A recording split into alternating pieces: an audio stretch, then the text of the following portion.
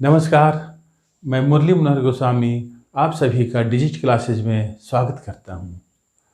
आज हम लोग अध्ययन करेंगे अष्टम वर्ग का गणित फैक्टराइजेशन, जिसका आप लोगों को बहुत दिनों से इंतज़ार था। वो आज मैं बतलाने जा रहा हूँ। एक्सरसाइज 7.1, जिसे आप लोग ध्यान से देखेंगे और समझने की कोशिश करेंगे।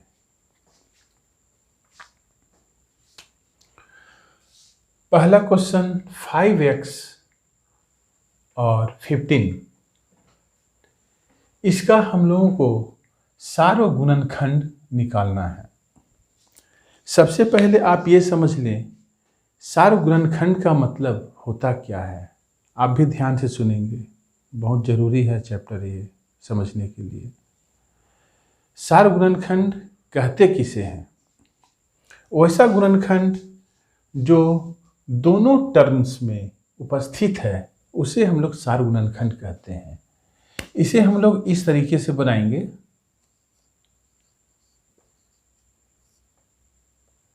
फाइव एक्स को हम लोग लिख सकते हैं 5 गुना x। 15 को लिख सकते हैं 5 गुना 3। अब दोनों में तुलना करके देखें, कंपैरिजन करके देखें कि कौन सा चर और अचर दोनों में उपस्थित है। हम लोग यहाँ देख रहे हैं कि 5 फर्स्ट टर्म में भी है और सेकेंड टर्म में भी है, इसलिए 5 सार्वगुणनखंड हो गया। अतः सार्वगुणनखंड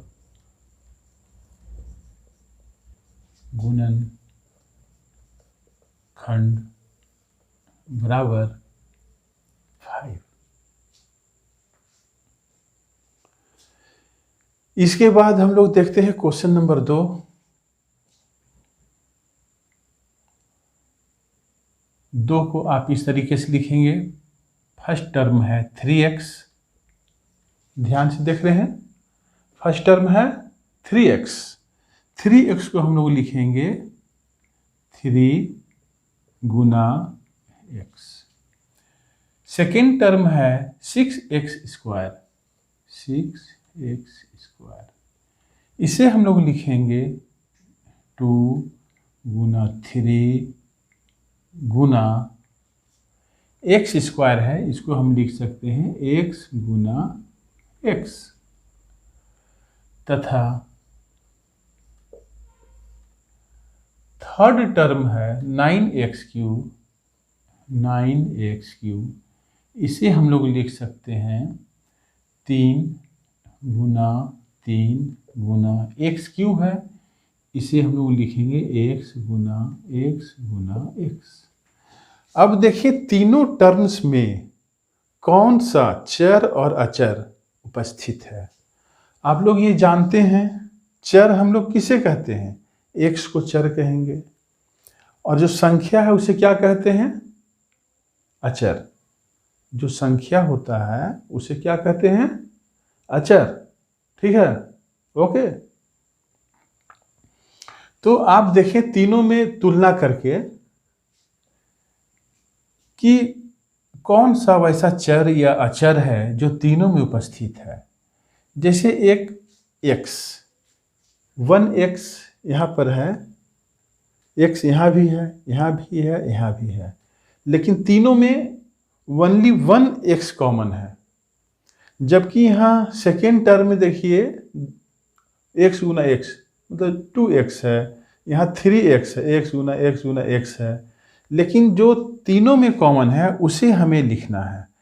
तो x तीनों में कॉमन है, इसके बाद 3 तीनों में कॉमन है, और इस तरह से हम लोग इसका आंसर लिखेंगे। अतः सार्वगुणनखंड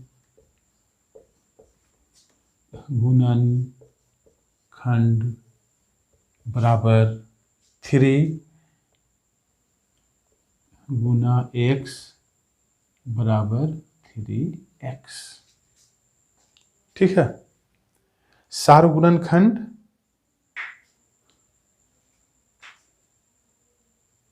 क्या हो गया 3x।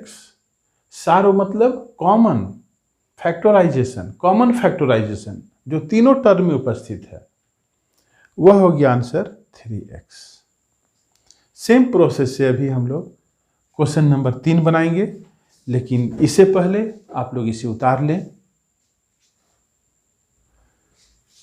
अब मैं क्वेश्चन नंबर 3 आप लोगों के लिए बनाता हूं। 2pq 4q 6pqr, इसमें सार और गुणनखंड क्या होगा सो देखना है।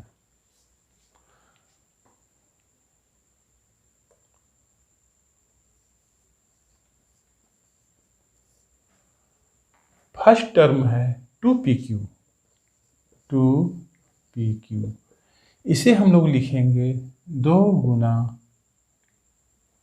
p गुना q। सेकेंड टर्म है 4q, इसे हम लोग लिखेंगे 2 गुना 2 गुना q, तथा थर्ड टर्म है 6pqr,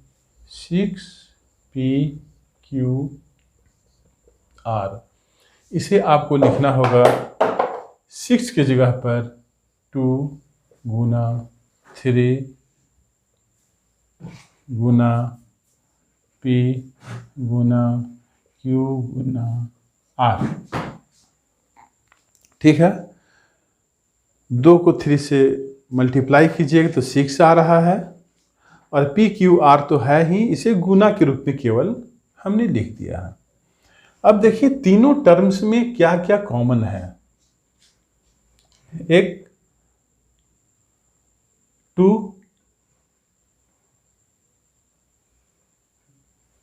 फर्स्ट टर्म में भी है, सेकेंड में भी है, थर्ड में भी है। इसके बाद पी फर्स्ट में है लेकिन सेकेंड टर्म में नहीं है, थर्ड में है, इसलिए पी कॉमन नहीं हो सकता है। क्यू फर्स्ट टर्म में भी है, सेकेंड में भी है और थर्ड में भी है, इसलिए अतः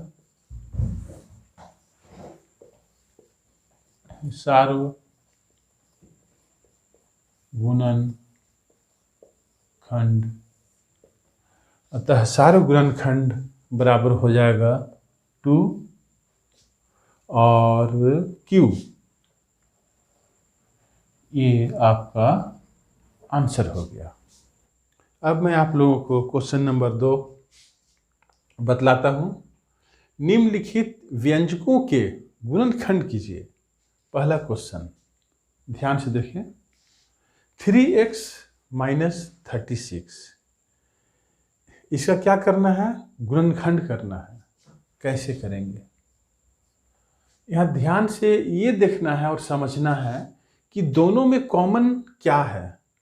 3, दोनों में कॉमन क्या है 3, लेकिन इसे ऐसे लिखने पर 3x माइनस 36 की जगह पर हम लिख सकते हैं 3 गुना 12 लिख सकते हैं, क्योंकि 12 को 3 से गुना करेंगे तो 36 आएगा, इसलिए 36 की जगह पर हम लोग लिखते हैं 3 गुना 12। अब दोनों में कॉमन क्या है, 3 यहाँ भी है और यहाँ भी है ना। 3 ध्यान दें, 3 यहाँ भी है और यहाँ भी है, इसलिए 3 हम लोग कॉमन निकाल लेते हैं, बाहर निकाल लेते हैं। जब 3 बाहर निकल गया तो यहाँ से क्या बचेगा, 3x से 3 बाहर निकल गया तो इस टर्म में क्या बचेगा, x, केवल x बचेगा, x माइनस 3 गुना 12, इसमें से 3 बाहर निकल जाएगा 12। तो यहाँ क्या बचेगा 12। यही तो आंसर हो गया बस। अब इसी तरीका से देखें क्वेश्चन नंबर 2। -5 ए स्क्वायर है यहाँ पर, तो ए स्क्वायर को हम लोग लिख दिए ए गुना ए प्लस 25 को लिख देता हूँ 5 गुना 5 और ए भी है तो ए भी रहने दें। अब आप बतलाएं कि दोनों में कौन सा टर्म कॉमन है। 5 यहाँ भी है और यहाँ भी है, तो 5 हम लोग कॉमन निकाल लिए। ठीक है, और क्या चीज़ है, कौन सा टर्म है जो इसमें भी है और इसमें भी है। ए 5a यह कॉमन हम निकाल लिए, तो यहाँ क्या बचेगा, इस टर्म से 5a निकल गया तो क्या बचा a, और ये माइनस का चिन्ह -a, और यहाँ से क्या बचेगा, इसमें से भी तो निकलेगा 5a, ये 5 निकल गया, ये a निकल गया, तो क्या बचा 5b। बस यही है गुणनखंड, फैक्टराइजेशन। आसान है या टफ है? आसान है ना। आप लोग इसे उतार लें। अब मैं आप लोगों को बतलाता हूँ क्वेश्चन नंबर 2 का तीसरा। बतलाएं 9x और 27xy में क्या कॉमन होगा। इसे थोड़ा मैं और आसान कर देता हूँ। पहले 9x है माइनस 27 की जगह पर हम लोग लिख सकते हैं 9 गुना 3, क्योंकि 9 को 3 से गुना करेंगे तो 27 आएगा। इसके बाद x y, सबसे पहले कांस्टेंट टर्म, अचर संख्या, ये जो नंबर्स है उसमें बतलाएं कि दोनों में कौन सा अंक कॉमन है। 9 बाहर निकाल लिए। इसके बाद चर में क्या कॉमन है, x। अब बतलाइए, फर्स्ट टर्म से 9x बाहर निकल गया तो यहाँ क्या बचेगा, 0 या 1। 9x से 9x बाहर निकल गया तो यहाँ क्या बचेगा, 1 बचेगा कि 0 बचेगा, बोलो। 9x, तो 9x को हम लिख सकते हैं 9x गुना 1, 9x गुना 1। 9x को हम 9x गुना 0 नहीं लिख सकते हैं, क्योंकि 9x गुना 0 लिख देंगे तब होल टर्म इज 0, तो उसको हम लोग क्या लिख सकते हैं, 9x गुना 1। और 9x जब कॉमन में निकल गया बाहर तो यहाँ क्या बचेगा, 1। तो 9x बाहर निकल गया तो यहाँ बचेगा 1 माइनस, यहाँ से ये 9 निकल गया, x निकल गया तो क्या बचेगा 3y। ये आपका आंसर हो गया। फिनिश। इसके बाद क्वेश्चन नंबर 4 में देखिए, 3 गुना 7 323, और इसे एज यूजुअल छोड़ दें, जैसे है वैसे रहने देते हैं। यहाँ 27 है, 3 गुना 9 लिख सकते हैं, और यहाँ x क्यूब y स्क्वायर, ये ठीक रहेगा।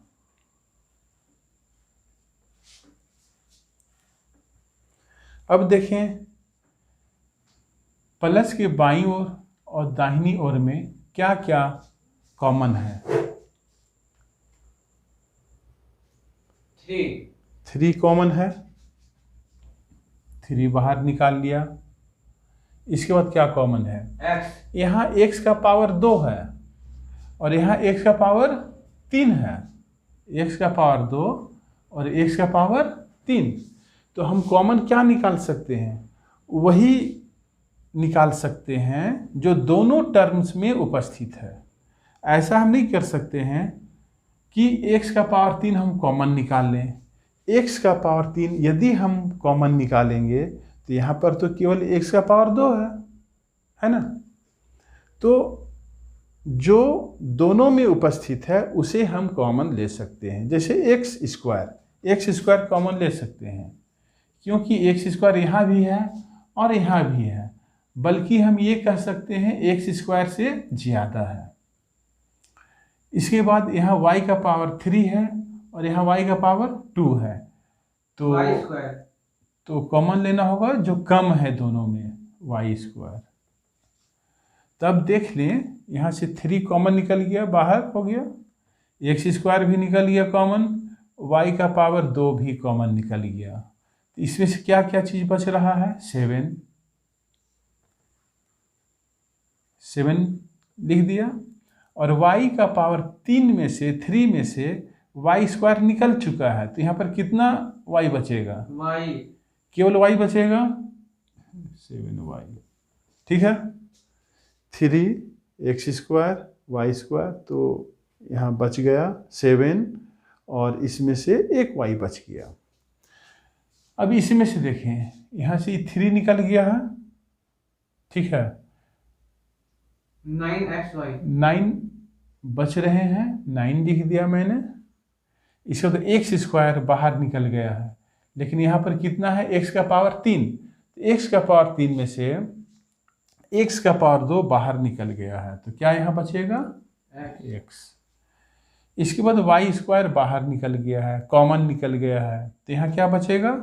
इसकी जगह पर कुछ नहीं, 1, इसलिए इसको ऐसे छोड़ देना है। इस तरीक़ा से यह फैक्टराइज हो गया, गुणनखंड में परिवर्तित हो गया। किसी तरह का दिक्कत समझने में नहीं हुआ होगा? आप सब भी इसे अच्छे ढंग से समझ गए होंगे। इसे उतार लें।